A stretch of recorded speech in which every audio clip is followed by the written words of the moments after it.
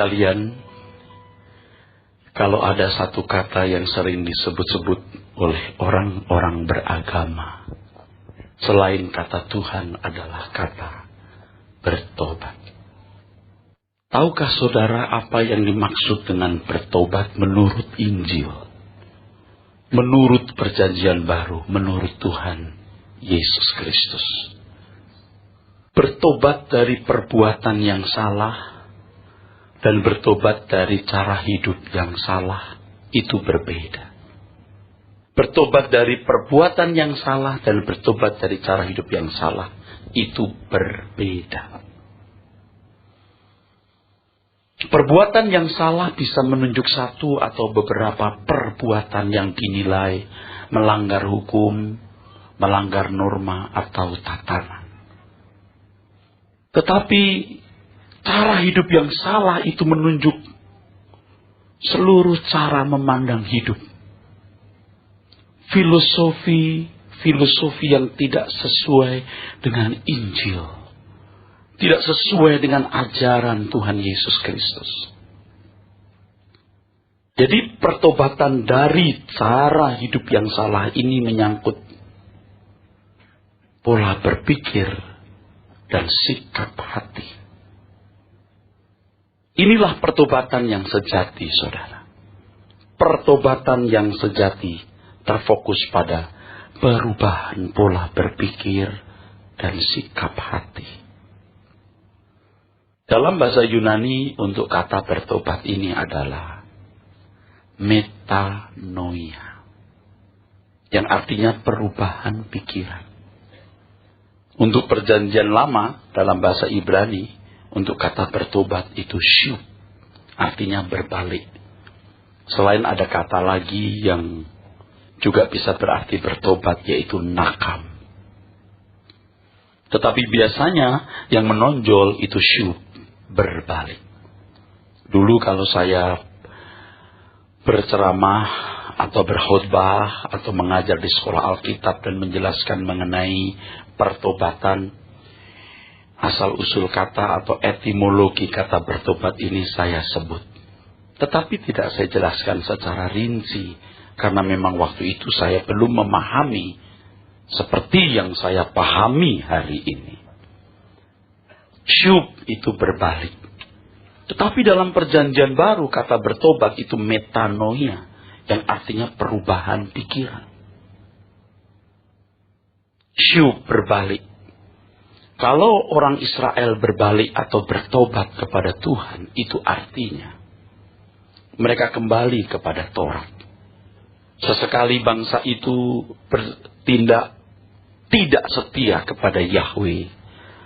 Mereka tidak melakukan hukum Taurat dan meninggalkan Yahweh dengan menyembah allah-allah asing. Menyembah dewa Dagon, Baal, Aserat, Asyera, Milkom, Asitoret, dan banyak dewa-dewa asing lainnya.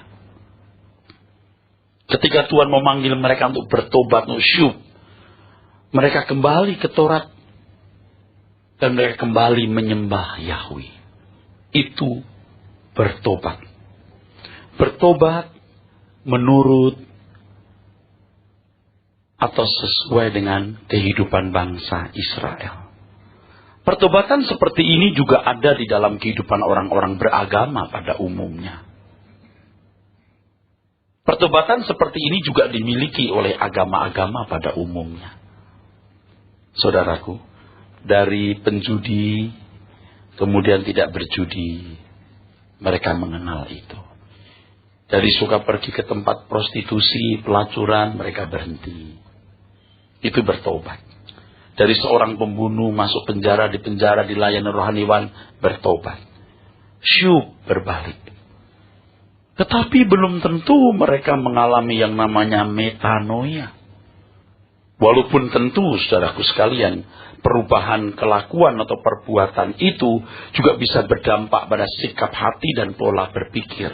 Tetapi tidak total, tidak menyeluruh atau tidak signifikan. Tetapi kalau perubahan pola berpikir, pasti seluruh perbuatannya berubah. Kalau pikiran mengalami perubahan, maka perbuatannya pun pasti berubah. Tetapi kalau satu atau lebih perbuatan salah diubah, belum tentu pola berpikirnya berubah secara total atau menyeluruh. Saudaraku sekalian, bertobat dari perbuatan yang salah bisa dilakukan dalam tempo yang lebih cepat. Tetapi bertobat dari cara hidup yang salah tidak bisa dilakukan dalam tempo yang cepat. Bertobat dari perbuatan yang salah bisa dilakukan dengan cara menunjukkan perbuatan salahnya dan mengarahkan kepada perbuatan baik, perbuatan yang tidak melanggar hukum, perbuatan yang bermoral. Tetapi saudaraku sekalian, jika bertobat dari cara hidup yang salah, tidak cukup dengan menunjukkan perbuatan-perbuatan baik, tetapi harus mengajarkan kebenaran. Siapa Allah? Mengapa menciptakan langit dan bumi? Siapa manusia? Mengapa manusia diciptakan? Dan seterusnya. Ini tidak bisa dalam tempo waktu yang cepat. Saya khawatir, saudara, banyak orang merasa sudah bertobat, padahal belum bertobat. Sebab apa sulitnya, saudara, orang yang menyadari kesalahannya karena kesadaran etika, kesadaran moral yang dimiliki dari penjudi, dari hidup dalam perselingkuhan, ya, dari praktek pembunuhan, lalu jadi orang baik-baik. Sebab dengan melanggar moral ini bukan hanya bisa masuk neraka, di dunia pun akan menjadi sulit dan susah. Naluri etikanya, kesadaran moralnya bisa membuat dia kemudian mulai ke gereja. Kesadaran religius yang dimilikinya membuat ia bisa melangkah ke gereja. Ikuti liturgi, kebaktian. Bukan tidak mungkin juga mengambil bagian dalam pelayanan. Bahkan bukan tidak mungkin jadi pendeta. Tetapi apakah mindsetnya berubah dan sewarna dengan Injil? Itu masalahnya. Bukan bermaksud mau ngebluff atau bluffing. Bukan bermaksud mau hiperbola, mau berlebih-lebihan. Saudara, percaya apa yang saya katakan. Naluri, etis, kesadaran, moral bisa menggerakkan orang menjadi orang baik. Berjudi itu salah. Hidup dalam perzinahan memalukan. Dan praktek-praktek dosa yang lain bisa mencelakakan. Sehingga orang mulai beragama. Orang mulai berurusan dengan Tuhan. Orang mulai bergereja kalau dalam konteks orang Kristen. Tetapi apakah dia sungguh-sungguh mau belajar kebenaran? Tidak sedikit, saudara, pada waktu kebaktian kebangunan rohani ketika pendeta menyerukan seruan pertobatan. Orang maju ke depan bertobat. Coba ingat dosa-dosa yang kamu lakukan. Coba akui. Setelah itu katakan, aku menerima Engkau Yesus sebagai Tuhan dan Juru Selamat. Saudara, kalau saya tanya orang, saudara sudah menerima Yesus? Dia jawab, sudah. Kapan? Waktu KKR tanggal sekian, tahun sekian. Apakah Yesus sudah merasa engkau menerima dia? Kalau seorang wanita berkata kepada pasangannya di depan pendeta, aku menerima engkau sebagai istri. Apakah perkataan 5 detik itu, 10 detik, 15 detik itu menjamin bahwa ia telah menerima pasangannya? Belum tentu. Tahun-tahun panjang kemudian membuktikan apakah sungguh dia menerima pasangannya secara proporsional atau secara benar. Nah, saudaraku sekalian, demikian pula. Ada orang-orang Kristen yang merasa sudah menerima Yesus, sudah bertobat. Oh, saya mengerti mereka bisa meninggalkan perbuatan-perbuatan salah secara moral, secara hukum. Tetapi apakah mengalami perubahan cara hidup?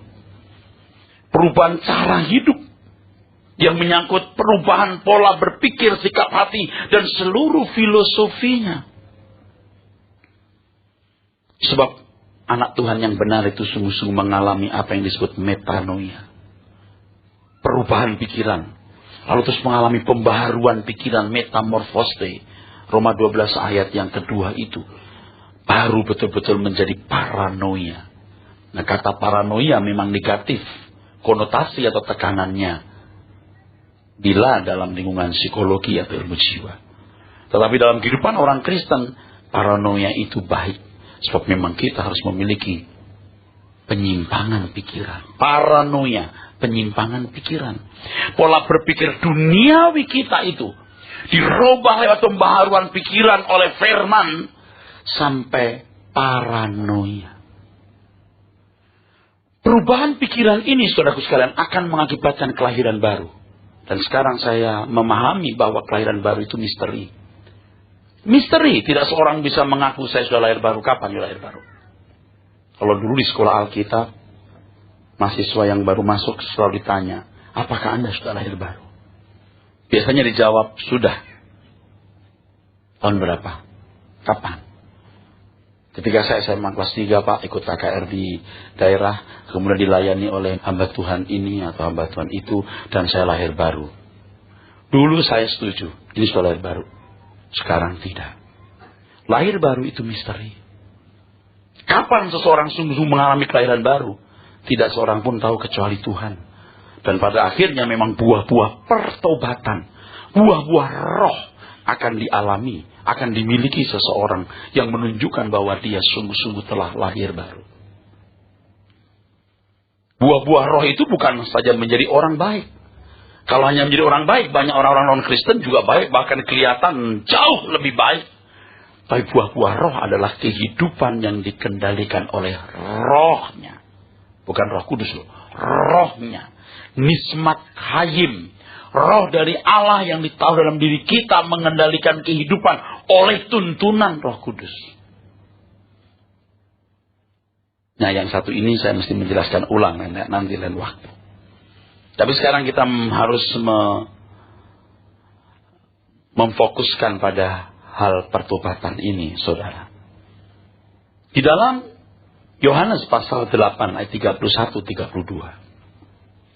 Saya ingin menekankan bahwa pertobatan itu, maksud saya pertobatan yang sejati, yaitu berubah dari cara hidup yang salah, bertobat dari cara hidup yang salah, metanoia. Itu tidak bisa dilakukan dalam tempo yang cepat. Yohanes pasal 8 ayat 31. Maka katanya kepada orang-orang Yahudi yang percaya kepadanya, jikalau kamu tetap dalam firman-Ku, kalau kamu tetap dalam firman-Ku, tetap meno, yang berarti continue, terus menerus, abide, dwelling, tetap tinggal, endure, bertahan, tetap. Artinya terus-menerus mempelajari firman. Firman yang benar loh. Sebab tidak semua orang berbicara di mimbar dengan membuka Alkitab pasti firman Tuhan. Belum tentu. Banyak ide-ide manusia yang tidak sinkron dengan Alkitab. Hanya karena mengambil ayat-ayat Alkitab lalu menafsirkan sedemikian rupa. Atau memungut ayat-ayat perjanjian lama tanpa melihat konteksnya. Itu tidak kebenaran untuk anak-anak Tuhan. Dan yang paling memperhatikan hari ini, saudara, nanti akan saya singgung. Sering pembicara di mimbar memposisikan orang Kristen seperti bangsa Israel. Padahal bangsa Israel dengan kita orang percaya sangat berbeda. Jauh berbeda, saudara. Sangat berbeda, jauh berbeda. Orang Israel itu fokusnya Kanaan duniawi. Kerinduannya adalah berlimpahnya susu dan madu. Tetapi orang percaya fokusnya adalah langit baru, bumi baru. Targetnya adalah sempurna seperti Bapa. Orang Israel tidak bisa mendengar ucapan kamu harus sempurna seperti Bapa di surga. Cari perkara yang di atas bukan di bumi. Pikirkan perkara yang di atas bukan yang di bumi. Tidak bisa. Tidak mampu. Ya, yang sangat menyedihkan banyak orang memungut ayat-ayat perjanjian lama. Lalu mengenakan dalam kehidupan orang percaya. Itu bukan kebenaran untuk umat pilihan perjanjian baru, saudara. Pengenalan akan orang tua. Pengenalan akan orang tua. Bagi dan menurut anak umur 3 tahun. Berbeda dengan pengenalan mengenai orang tua atau akan orang tua. Menurut dan bagi anak umur 30 tahun. Walaupun sama-sama orang tuanya sama. Bangsa Israel, orang percaya, beda levelnya, platformnya beda, saudara. Nah, ini yang sering dilakukan. Ini kesalahan yang fatal, saudara. Allahnya sama. Tetapi pengenalan akan Allah menurut dan untuk orang Israel beda dengan pengenalan akan Allah menurut dan untuk orang percaya. Beda. Sekarang bayangkan kalau anak umur 3 tahun, saudara, ya. Biasa kan, ayo sini makan, buka mulutnya. Ayo, Coba anak umur 30 tahun begitu. Ayo buka mulutnya, Sering kan ibu-ibu berkata begini kepada anaknya. Kamu udah gede begitu ke anak kecil. Tuh. Saya bisa ngerti maksud saya? Orang nggak bisa main pungut ayat perjanjian lama lalu dikenakan untuk orang Kristen. Kamu jadi kepala bukan ekor. Maksudnya apa sih? Kepala bagian, direktur, wali kota, bupati. Apakah semua orang Kristen jadi gubernur? Kalau dia jadi karyawan, kuli harian, apakah berarti salah hidupnya? Siapapun kamu, dimanapun, jadi terang dan garam. Meskipun sudah belajar doa apa kami masih doa Yabes. Mengapa mesti doa Yabes? Nanti sudah akan bisa memahami lebih dalam kalau saya jelaskan ini. Kalau kamu tetap dalam firmanku, kamu tetap dwelling, endure, continue, meno, terus menerus. Terus kamu benar-benar adalah muridku. Kamu bisa berkembang. Murid itu bisa berkembang. Kamu bisa berubah. Kamu bisa bertumbuh. Terus dan kamu akan mengetahui kebenaran. Dan kamu akan knowing the truth, mengenal kebenaran. Dan kebenaran itu akan memerdekakan kamu. Ya, saudara. Di sini pertobatan dapat digambarkan bukan suatu titik, tapi suatu garis panjang. Pertobatan merupakan pembaharuan pikiran. Karena kebenaran itu progresif, bisa mendalam, makin tinggi, maka kita akan selalu merasa miskin di hadapan Tuhan. Orang Kristen benar itu sulit dan tidak bisa menjadi sombong. Walaupun suci dan benar bagaimanapun hidupnya. Ia akan merasa miskin di hadapan Tuhan. Sebab everyday Tuhan singkapkan. Tuhan memberikan insight, enlightenment. Memberikan pencerahan kebenaran-kebenaran. Sehingga dia selalu akan berkata, aku belum menjadi seperti yang Tuhan kehendaki. Mungkin aku lebih baik dari kemarin. Tetapi aku belum menjadi seperti yang Tuhan kehendaki. Saudaraku sekalian, dengan pengertian ini, saudara, saya harap mulai berubah. Ya. Boleh jadi saudara sudah merasa bertobat, tapi belum. Kelakuan Anda tambah baik bisa. Cara berpikir Anda belum berubah. Anda nggak bisa dikecap oleh Tuhan. Aku tidak kenal kamu, artinya aku tidak bisa menikmati kamu. Aku tidak ginosku. Bukan tidak oida. Oida, fullness of knowledge, mengerti dengan lengkap. Tetapi ginosku artinya bukannya to know, tapi to feel. Sejajar dengan kata yada, atau bersetubuh dalam bahasa Ibrani. Jangankan saudara, saya pun juga memiliki sense of crisis, perasaan krisis. Apakah benar Tuhan menikmatiku dan puas dengan keadaanku?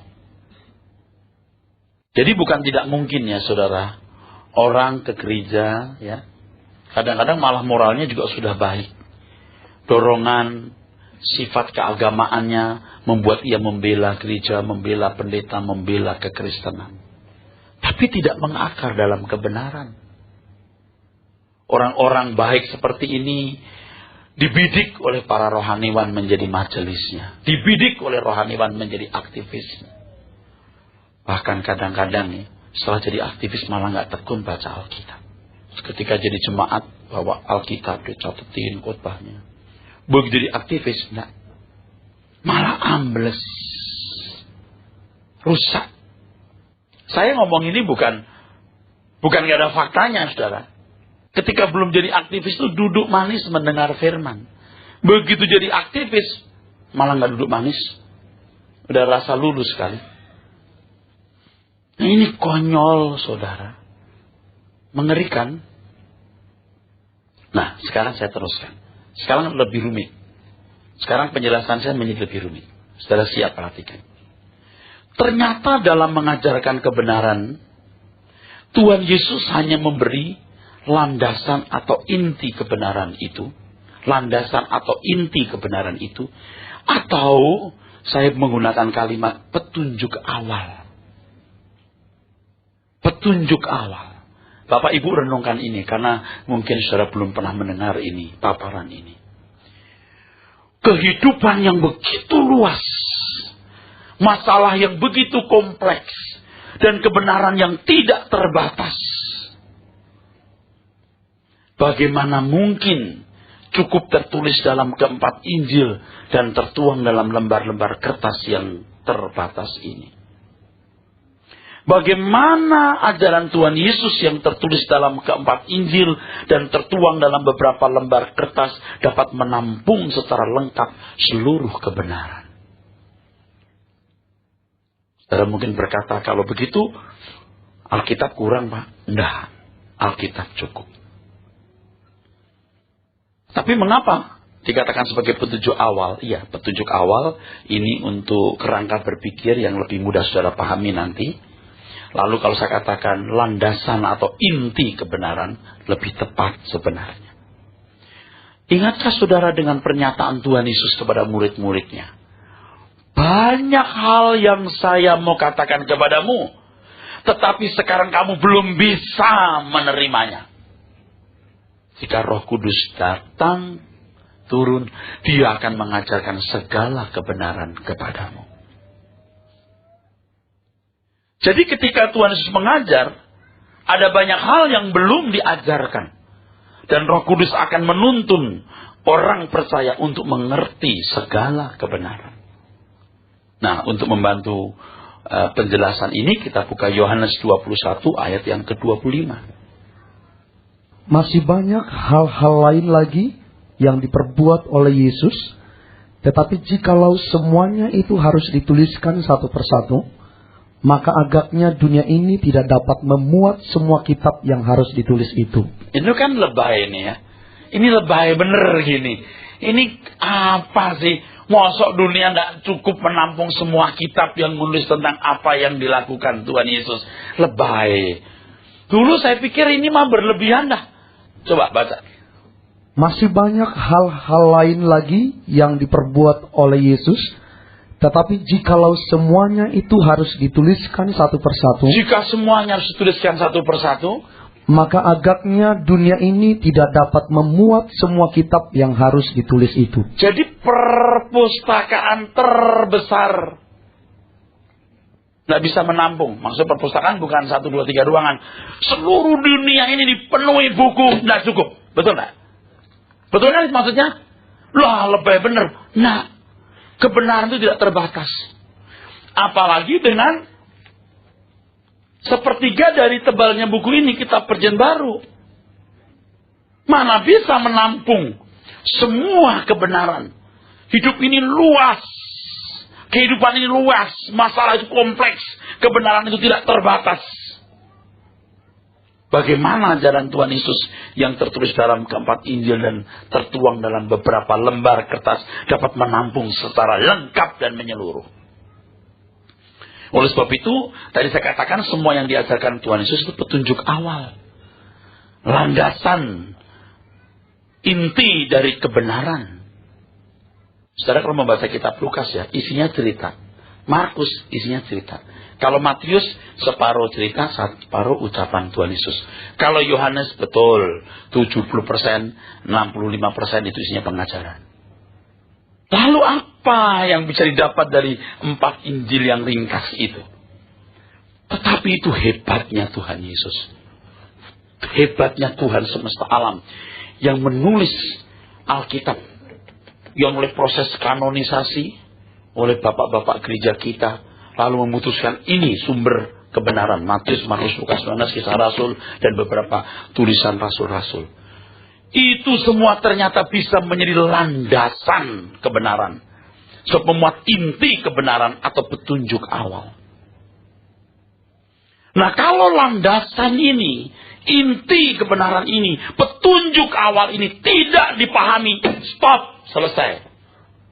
Kalau pakai bahasa kasar, mampus sudah. Tidak akan bisa mengerti kebenaran sama sekali.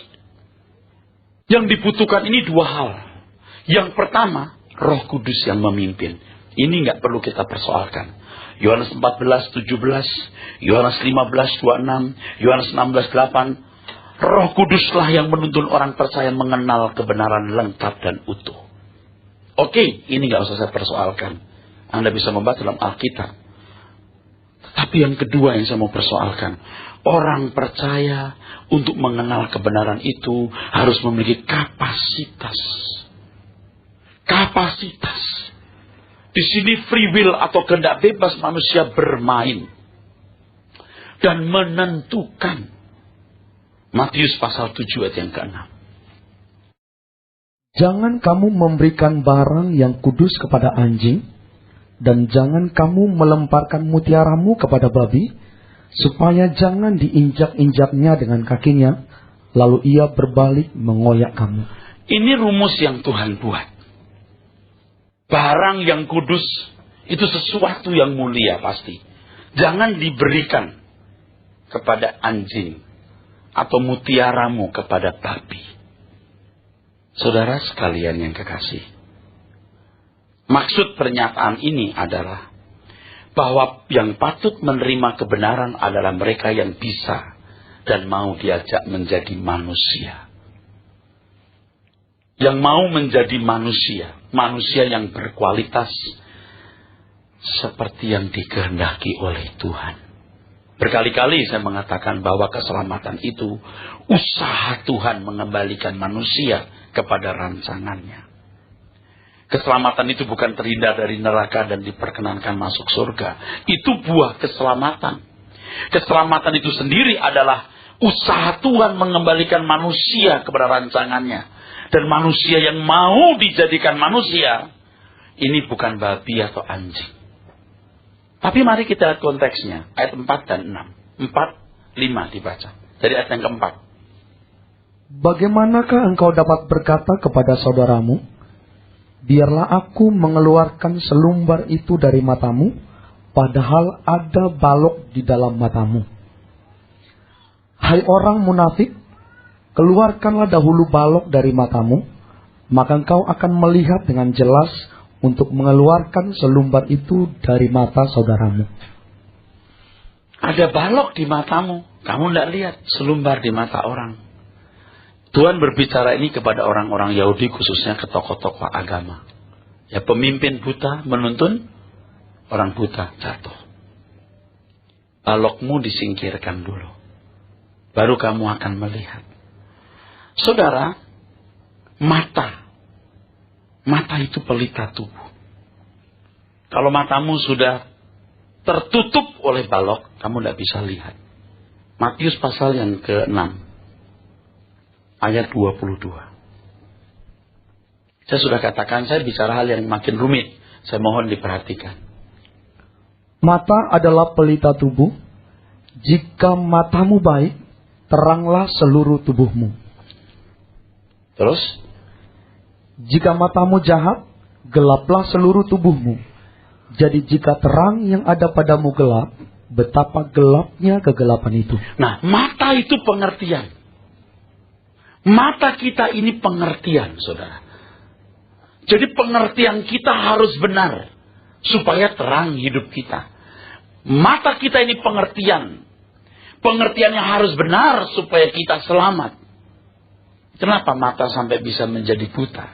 Kenapa mata mesti ada balok? Ayat yang ke-19. Kita selalu lihat konteks, saudara. Bukan hanya cuma 1 ayat, 2 ayat. Tapi tidak melihat konteksnya. Ini konteksnya. Baca. Janganlah kamu mengumpulkan harta di bumi ngengat dan karat merusakkannya, dan pencuri membongkar serta mencurinya. Oke, sebelum dilanjutkan saya cepat bicara. Begini, saudara. Apa yang diajarkan Tuhan Yesus itu landasan kebenaran. Inti kebenaran. Ini harus dikuasai, dipahami dulu. Kalau tadi saya gunakan kalimat lain, petunjuk awal. Roh Kudus akan menuntun kita kepada segala kebenaran. Tapi petunjuk awal ini, inti landasan kebenaran ini harus dikuasai. Tetapi untuk menguasai ini, tidak boleh ada balok di mata kita. Pengertian kita harus terbuka, harus tahu. Nah, bagaimana itu bisa terjadi, saudara? Kalau tadi kita membaca, mata pelita tubuh matamu gelap, gelaplah seluruh tubuhmu. Kenapa sampai bisa gelap? Kenapa sampai bisa ada balok?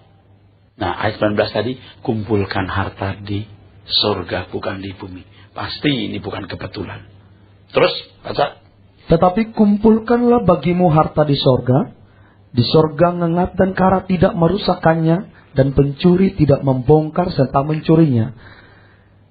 Terus, karena di mana hartamu berada, di situ juga hatimu berada. Oke, saya langsung jelaskan. Orang yang mau jadi manusia seperti yang Tuhan kehendaki, ini tergantung free will tadi saya katakan. Kehendak bebas saudara harus bermain. Pertobatan sejati menuntut kesediaan individu. Dan di sini free will bermain. Orang harus punya 2 hal ini, saudara. Yang pertama, punya komitmen yang tegas. Mau sempurna seperti Bapa di surga. Sebab manusia yang diciptakan Tuhan itu manusia yang segambar dengan Allah. Katakan amin. Punya komitmen, aku mau sempurna seperti Bapa. Walaupun kita belum sempurna hari ini. Masih gampang tersinggung, masih gampang marah, masih menyimpan kepahitan dan praktek-praktek dosa lain. Kita membawa diri kita kepada Tuhan dan berkata, Tuhan, aku mau sempurna. Jangan pudar komitmen ini. Ini bukan kesombongan. Aku mau sempurna. Aku mau hidup tidak bercacat, tidak bercelah.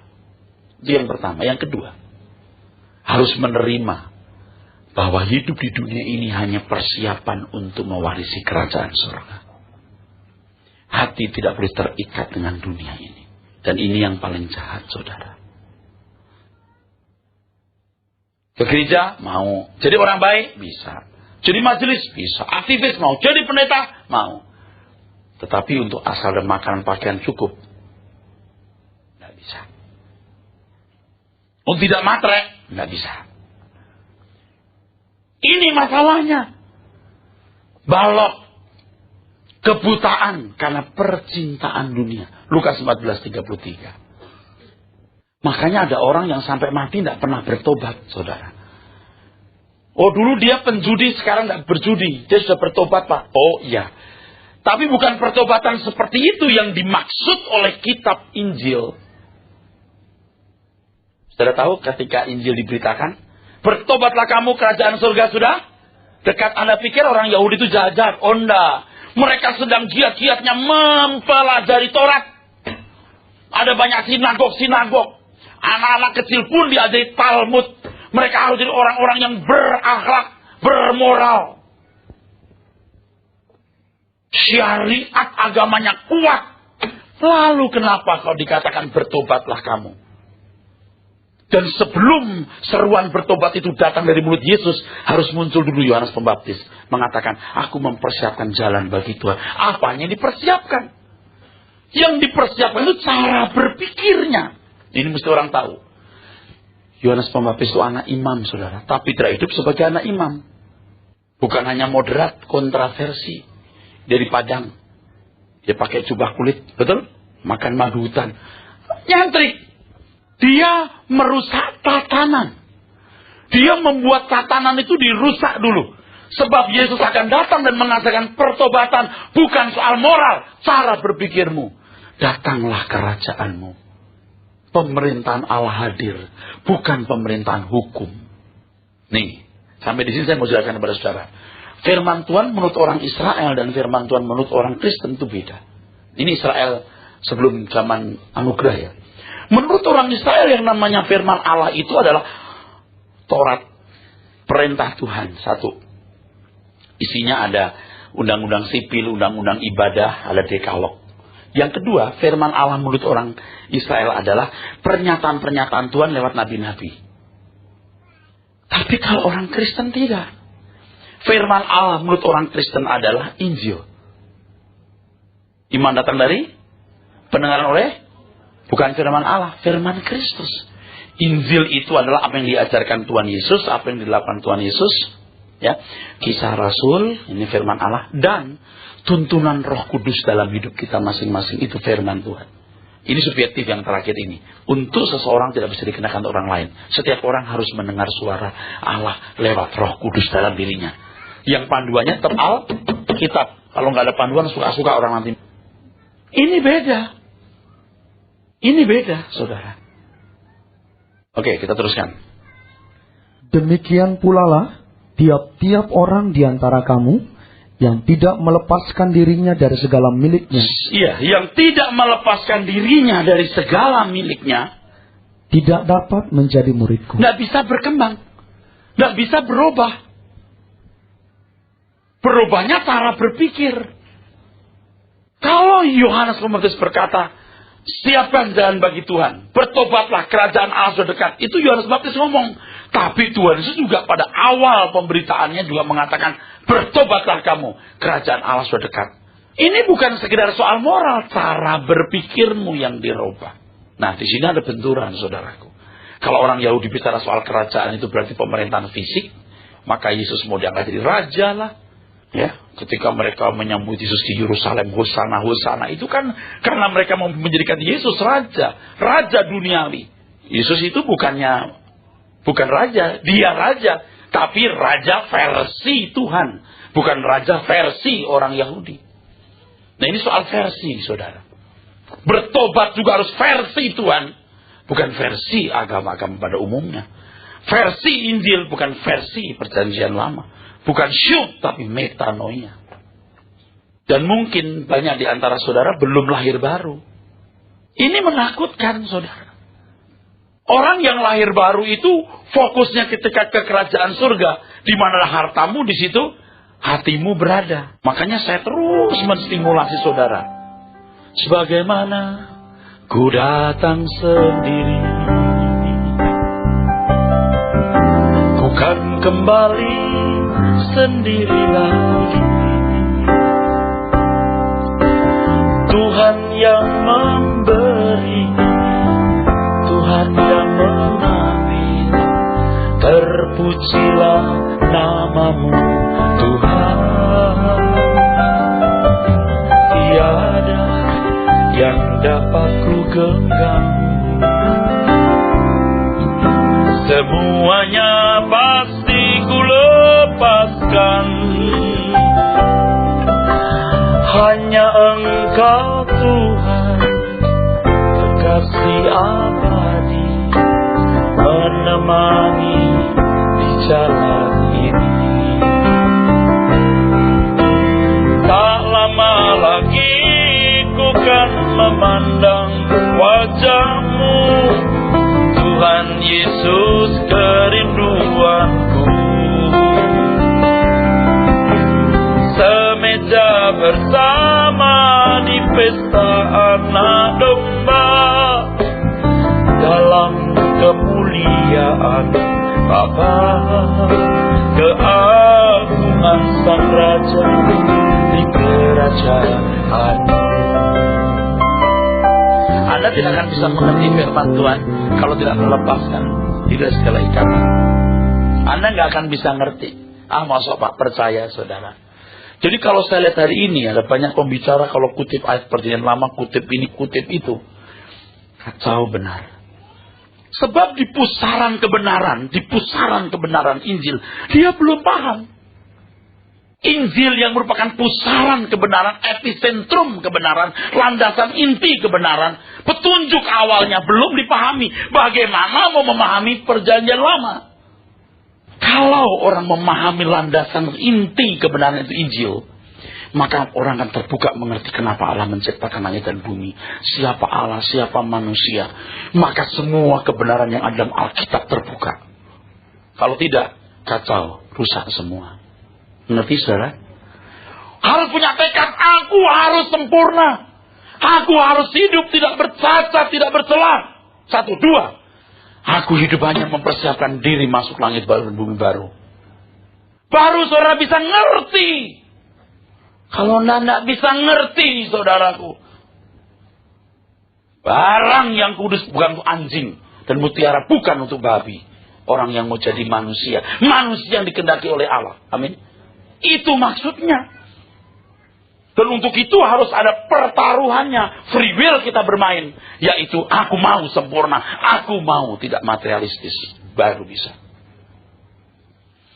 Kita membuka Lukas pasal 16 ayat 11. Saudara yang bisa mengerti atau mau mendengar hal ini juga orang-orang yang serius. Kalau saudara nggak serius juga udah nggak bisa. Anak-anak muda ya sulit mengerti. Tapi kalau mau merendah hati bisa mengerti. Coba, ayo. Jadi, jikalau kamu tidak setia dalam hal mamon yang tidak jujur. Kalau soal harta kamu sudah tidak benar. Terus? Siapakah yang akan mempercayakan kepadamu harta Siapakah yang akan mempercayakan kepadamu alitenon, kebenaran. Saudara, agak berat kalau saya cerita sesuatu tentang saya atau aku. Saya khawatir nanti jadi erastosentris atau aku sentris, atau saya jadi salah, atau jadi sombong. Tapi benar saudara, sejak saya mulai merendahkan diri, surga tujuanku satu-satunya. Aku mau hidup tidak bercacat, tidak bercela. Ini firman Tuhan tersingkat. Itu kebenaran-kebenaran tersingkat. Lebih dari ketika saya masih di dosen. Lebih dari ketika saya masih di pengajar di sekolah tinggi teologi. Hidup kita singkat, saudara. Jangan saudara belum bertobat. Matius pasal 13. Ayat 22. Yang ditaburkan di tengah semak duri. Ya. Ialah orang yang mendengar firman itu. Betul. Lalu kekhawatiran dunia ini dan tipu daya kekayaan menghimpit firman itu sehingga tidak berbuah. Menghimpit firman itu sehingga tidak berbuah. Benihnya bagus. Amin. Hatinya bagus. Tapi semak belukarnya ada. Artinya apa? Hatinya memang benar. Aku mau mendengar firman. Hatinya memang baik. Ya. Benihnya baik. Tapi percintaan dunia membuat dia tidak mengenal kebenaran lengkap. Ada orang-orang yang mengagumi suara kebenaran. Oh, saya mau datang ke Pak Erastus. Saya mau dengar suara kebenaran murni, keras pada suara khotbah. Tapi murni ini. Saya mau belajar, saya mau mendengar firman-Nya. Bagus hatinya. Benihnya bagus. Tetapi percintaan dunia membuat dia tidak bertumbuh. Makanya saya memperhatikan. Setelah sekian tahun, 10 tahun ini. Ada orang-orang yang selalu mendengar suara kebenaran. Tidak banyak berubah. Tapi ada orang-orang baru yang belum lama masuk. Begitu signifikan pertumbuhannya. Kenapa bisa begini? Sikap hatinya. Dan saya juga khawatir ada orang-orang yang mungkin tidak bisa bertumbuh lagi. Tidak menghormati kebenaran firman. Tidak mengagumi kebenaran firman. Yang mengagumi aja nggak bertumbuh, apalagi tidak mengagumi. Udah selesai. Saudaraku sekalian yang kekasih. Ini kebenaran yang saudara harus terima. Jangan saudara sombong, saudara meratap. Kalau saudara menyadari, saudara mungkin belum lahir baru. Saudara mesti mengatakan, Tuhan, aku takut, aku belum lahir baru. Aku tidak pernah jadi rohani walaupun saya tahu saya harus rohani. Sering saya berkata aku masih duniawi, tapi dulu ngomong begini, sekarang masih ngomong gini. Jangan-jangan di ruang ICU mau mati masih berkata aku masih duniawi. Celaka enggak? Ya saya masih duniawi Pak. Kapan rohani? Ya proses. Kapan you bertumbuh? Saudara, saya tidak memaksa saudara untuk berubah. Tetapi saudara harus punya kesadaran sendiri. Jangankan saya, Tuhan pun tidak memaksa kita. Dan firman ini tidak bermaksud untuk maksud tertentu. Tidak ada niat tertentu di balik firman ini. Niatnya hanya satu. Saudara diselamatkan. Kalau suatu hari saya ketemu Tuhan, saya akan mengatakan bahwa saya telah menyelesaikan tugas saya dan menyampaikan firman saya dengan semurni-murninya. Amin.